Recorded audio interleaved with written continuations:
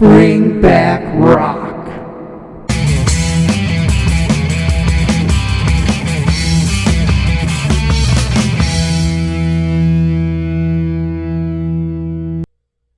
Hey everybody, it's Dean. Welcome to Bring Back Rock. Today's episode is Viewer Underrated Albums from 1986. Now, first I have to say thank you to everybody who watches and comments on these videos. This particular episode would not even exist if you guys didn't watch and leave the comments down there. I got a lot of responses on this one. A lot of albums that you say I missed from 1986. If you want to see what I had on my underrated albums from 1986, go back and watch those videos. I'll try to put a link in the description, and it'll also be near the end of the video where you can click on that. I must have done pretty good on the hard rock side because you guys had a lot of metal albums that I left off. So let's just get right to it. If you haven't hit like or subscribe, please do that. Also, like I said, thanks everybody for commenting on those. This episode wouldn't exist without you. So, okay, number one, this was mentioned by a lot of people, except Russian Roulette came out in 1986. It went to number 5 in Germany. It only went to number 114 in the US. Stylistically, it was kind of a return to form for the band. Their last album, Metal Heart, was a little more commercial sounding than their other stuff. Still definitely accept the album. They did not sound like Poison or anything, but Russian Roulette was mentioned by a lot of you guys from 1986. I just want to say again, there's a lot of these to kind of zip through, so they're going to be kind of quick. So next one, Banshee, Cry in the Night. Cry in the Night came out in 1986, but a lot of people probably don't know about it. It wasn't released on Metal Blade until 1988 when they re-released it. And that, of course, led to their album deal with Atlantic, and that's a story for another year. But Banshee, Cry in the Night, their debut album. They're a Midwest band. They kind of look glam, but they definitely were more of a power metal band. So that came out also in 1986, mentioned by a couple of you guys. Next up, we have Fifth Angel. This was also mentioned by a number of you. It was their self-titled album. It came out on Shrapnel Records. Went to 117 on the charts. They're another power metal band. Like I said, mentioned by a few of you. They were from Bellevue, Washington, actually. They sent out a 4-song demo to a bunch of different record labels. And eventually Shrapnel signed them, paid for more songs to be recorded, and they released their self-titled debut album, Fifth Angel, in 1986. All right, next we have Waysted. Now, this is Waysted. Most of you probably know Waysted is Pete Way from UFO, his band after UFO. But this is the third full-length album, first with a new vocalist, Danny Vaughn. This was Danny's band just before he went and formed Taiketo. It also had a new drummer at this point, Johnny D. This was Johnny D's last band before he came back stateside and joined Brittany Fox. The sound changed a little bit with this one, probably a little closer to the Taiketo sound with Danny's soaring vocals. After this album, the band kind of disbanded. Pete Way, I think, went back to UFO, and then, like I said, the other guys took off. Next up, we have a Canadian band, Triumph. Sport of Kings was mentioned by a couple people.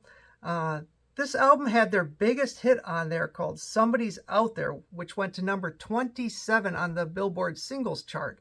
The album itself went to 33 in the US and 51 in Canada. Went platinum in Canada, but didn't even go gold in the US, even with the hit single. So a bit of an underrated album, Triumph, Sport of Kings. Next up, we have Hawk. Hawk was a band that I trimmed out of the last video just to save a little bit of time because I knew you guys would mention it and I'd put it here. So Hawk was Doug Marks' band. Doug Marks, you saw him in the metal magazines back in the day for that Metal Method guitar training instructions. This was his band. Most famous for having a number of people that went on to bigger and better things afterwards. You had Matt Sorum, who later joined the Cult, Guns N' Roses, and of course Velvet Revolver. You had Scott Travis, who went on to join Judas Priest. You had Lonnie Vincent, who I believe was Lonnie Miller when he was in this band. He went on to Bullet Boys. And you had Doug Marks left his own band. They brought in a new hot guitar player called Mark Torian, who you probably know as a singer for Bullet Boys, but apparently is an amazing guitar player. I didn't know that until a couple of years ago, but an amazing guitar player, could do all the total shredder. I think phenomenal guitarist is what Doug Marks called him. So Mark Torian came into Hawk before him and Lonnie Vincent went on to Bullet Boys. All right, another one that a number of you mentioned and I missed was Loudness, Lightning Strikes. Now this was their 6th album from this Japanese band. It was produced by Max Norman, Dangerous Toys, Ozzy Osbourne, many more. This album was known as Shadows of War in Japan and went to 64 in the US and stayed on the chart for 15 weeks. Loudness, Lightning Strikes, an underrated album from 1986. Next up, we have another metal album, Menace to Society by Lizzie Borden. Lizzie Borden's 2nd full-length album. They had a live album and they had a EP in between there. It was released on Metal Blade. It went to 144 on the Billboard charts and stayed there for 10 weeks. Lizzie Borden, Menace to Society. Next, we have Zebra 3.5. This was mentioned by a couple people, but it was mentioned by Doug first because he mentioned it in an earlier year, and I've just kind of been holding on till we got to 1986. It was Zebra's last album. It was our 3rd album total, last one till 2003. It went to 86 on the Billboard charts and was re-released by Rock Candy Records in 2016. It was quite a while, like I said, 2003 till they released another album, and apparently they are currently working on their next album. All right, next we have White Tiger, another one of those white bands. There's so many bands with white in the name at the time. White Tiger, of course, was the band by ex-Kiss guitarist Mark St. John. After his departure from Kiss, he formed this band. I think he had hand problems during the Animalize tour, and that's why he had to leave Kiss. Bass player in this band was Michael Norton. That's his brother, actually. The album did get some love for the songwriting, but also got some flack for the production sound. A decent album, a hard rock album, White Tiger, underrated in 1986.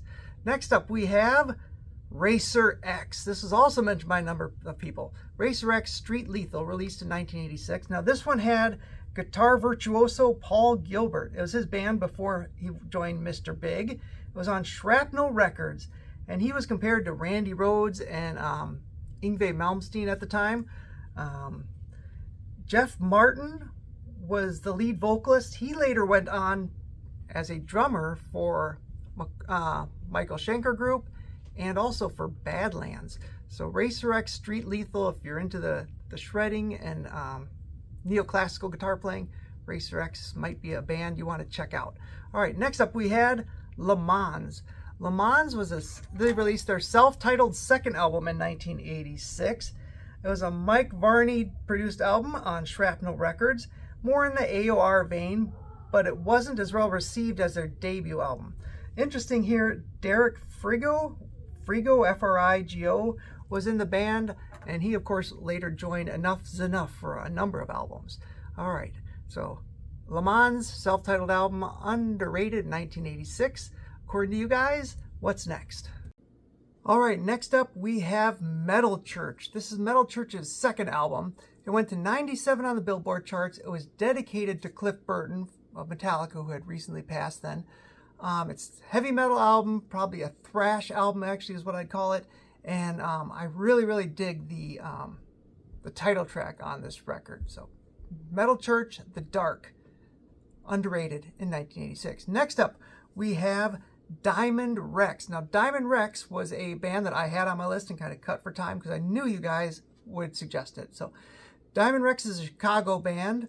They've released a bunch of records, but this is their only one on a major label. Interesting for Diamond Rexx is this. Guitarist Scott St. Lust changed his name to S.S. Priest and joined the Damals. Now, Diamond Rexx is a metal band. They look glam, but they are a metal band, kind of like Banshee, same thing. So next up, we have Joshua. Now, Joshua is a band that I was not very familiar with until recently when somebody suggested it. Actually, somebody put this in the comments on the wrong year again, so I saved this one until this. I checked out the record. It was really good. Just good, straight-up hard rock, 80s rock. Their name of the album was Surrender. It was the band's 2nd. In between album 1 and 2, guitarist Joshua, I got to spell this, P-E-R-A-H-I-A. He had a religious awakening and most of the band either quit or was fired, and he put a new band together here. For this one, the new singer was in Jesus Christ Superstar on Broadway and actually ended up on Time Magazine at one point. It was Jeff Fenholt. I almost forgot. Jeff Fenholt was the guy's name. He handled vocals. He's also known for doing demos with Black Sabbath at one point. Now, like I said, this is a Christian rock band. I didn't even pay attention. I didn't even realize it was a Christian rock band when I was listening to the record. Just, like I said, good, solid, hard rock band. Next up, Rough Cutt. Rough Cutt Wants You. Now, this one was produced by Jack Douglas, probably most famous for working with Aerosmith, but also Cheap Trick and a bunch of others. It was their last album until 2021. Last I heard, there were still 2 versions of Rough Cutt out there. Now, after this one, Paul Shortino left the band to replace Kevin DuBrow in Quiet Riot and released just a self-titled Quiet Riot album, which was really good.